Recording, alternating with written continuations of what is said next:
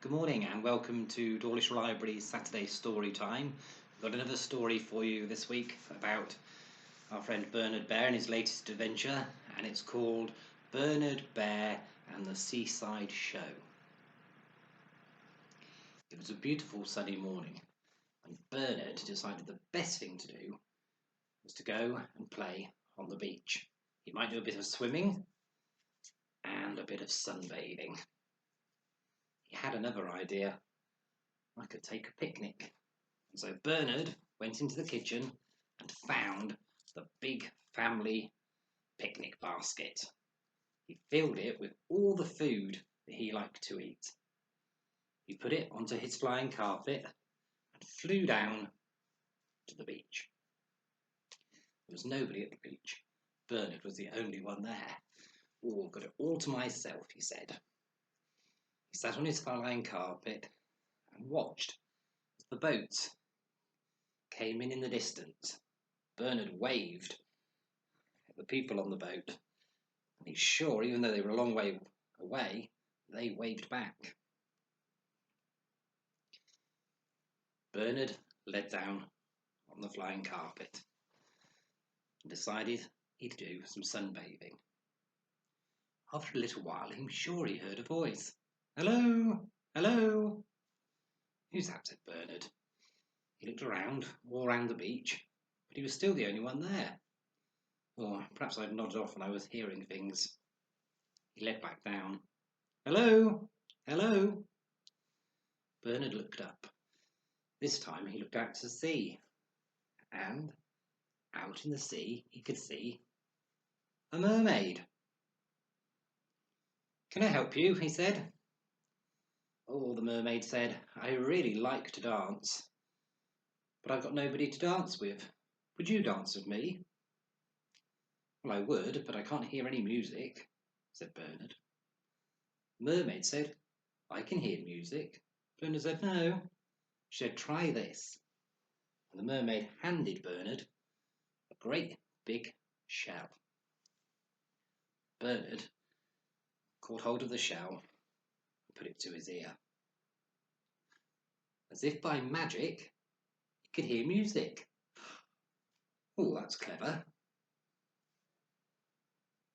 "Okay, we can dance now," he said to the mermaid. Bernard and the mermaid danced around the shore in time to the music. "Oh, thank you," said the mermaid, "but it's time I went back in the water now. Bye." And she swam off into the water. Bernard enjoyed that. Right, time for a lie down again. So Bernard once more led down. Only a few minutes later he heard another voice. "Psst! Help! Psst! Help!" Bernard looked up. He could see nothing in the sea, and there was nobody on the beach. "I'll go for a little walk." So Bernard walked along the beach. The noise seemed to get louder, but he couldn't see anything. Just an old tin can left on the beach. "Oh, I'll go and throw that in the bin," he said. Bernard picked up the can to take it to the beach. He then realised the person shouting for help was inside the can. Bernard looked into the can and he could see a little tiny crab. "How did you get in there?" Crab said, "I was washed in by a big wave. It washed me out of the sea, up onto the beach, and straight into the can, and now I can't get out." "I know," said Bernard. Bernard ran back across the beach and looked in the picnic basket. Luckily, Bernard had packed a tin opener. He went back to the tin, picked it up, and used the tin opener to open the can. As soon as he got the lid off, the crab came scurrying out. "Oh, thank you. I've been stuck in there for ages. I didn't know how I was going to get out," said the crab. "That's okay," said Bernard, and he waved as the crab scuttled off to his rock pool. Bernard was feeling very hungry now, so he decided he'd go back and open the picnic basket. And he found a great big bowl of blueberries, which were his favourite fruit. He started to tuck into the blueberries. Ooh, lovely. But then he sneezed. Achoo! And the big bowl of blueberries went all over the magic carpet, making it all horrible and wet. Oh, that's no good. Oh, I've gone off eating. I'm going to just sit here now. Bernard sat back down on the carpet. He could hear another voice. Help! Help! Oh, it's not that crab again. But he looked around and couldn't see anything. So he walked out into the first bit of the sea. He looked down, and just on the edge of the sea, between the sea and the beach, he could see a lobster. Are you okay? No, said the lobster. I've got my claw stuck under a little rock, and I can't move it off. Can you move it for me? Bernard summoned up all his strength and lifted the rock off of the lobster's claw. Are you okay? Said Bernard. No, I'm not. I've been here so long I got incredibly sunburnt. And instead of being pink, I'm all red now, look. Oh dear, that must be sore. It is, said the lobster. Bernard opened his picnic basket and found some sun cream that his mummy had made him put in case he got burnt. Bernard took off the sun cream cap and put it on the lobster. Oh, that would be better now. Oh, thank you, said the lobster. You're so kind, and swam back off into the sea.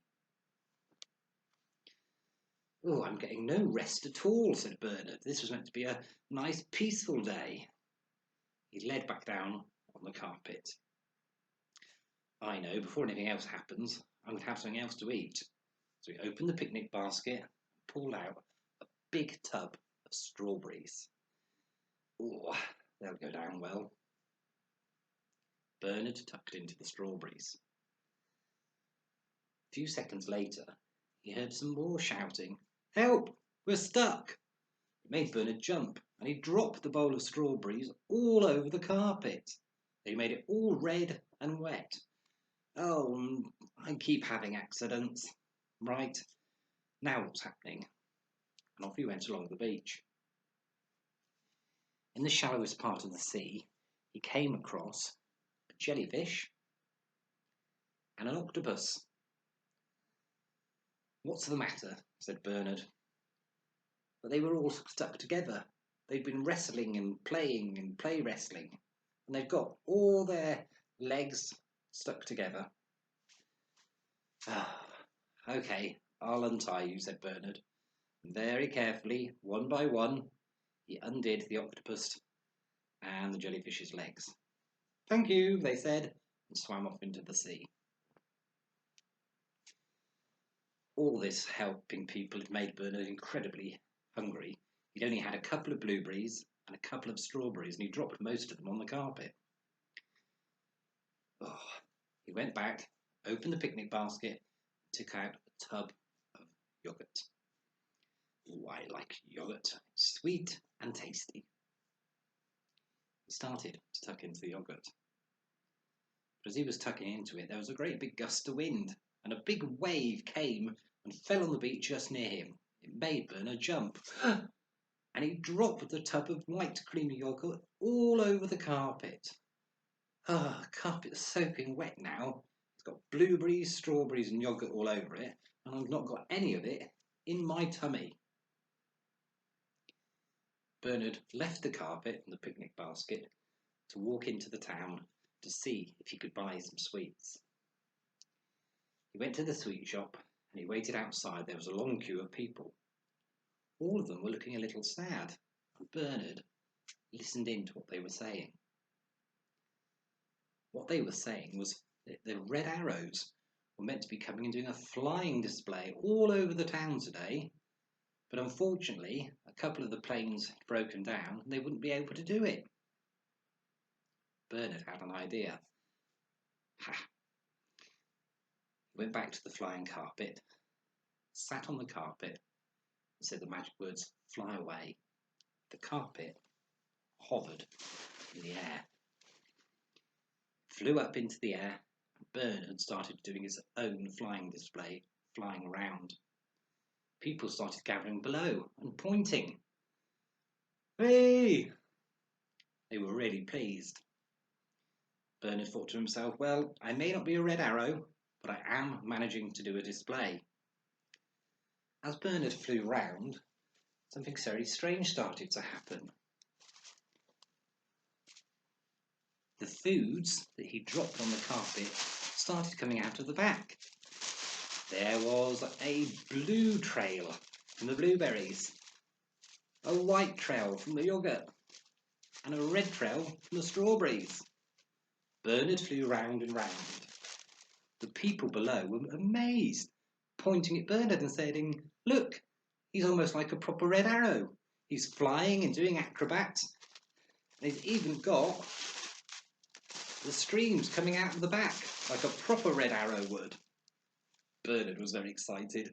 He was also very, very pleased. The people clapped and cheered. Bernard then brought the carpet back down onto the beach. He looked around, and all the friends he'd made earlier, the lobster, the octopus, the jellyfish, the little crab, and even the mermaid had come out to watch and were all clapping. Oh, well done, they said. Bernard was quite tired now and decided he would go home, have some tea and get ready for bed. Bernard arrived home, had some nice food for his tea, and then went to get ready for bed. His mum shouted up the stairs, Bernard, there's a telephone call for you. Bernard came down the stairs and answered the telephone. Somebody was asking him to go back to the beach. Oh, I must have left something behind. Bernard got on the carpet and flew back down to the beach.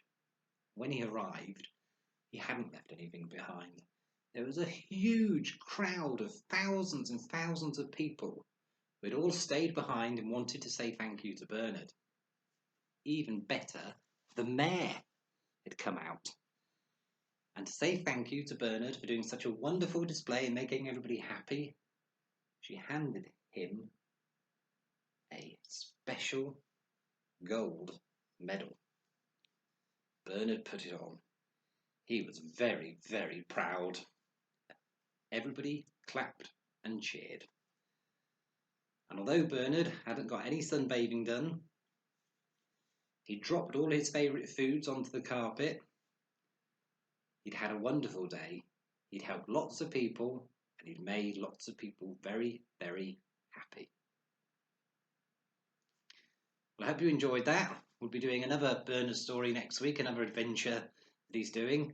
And don't forget, on Thursday at 11 o'clock on our Facebook page, we also do a bounce and rhyme session. Okay, stay safe everybody. Bye.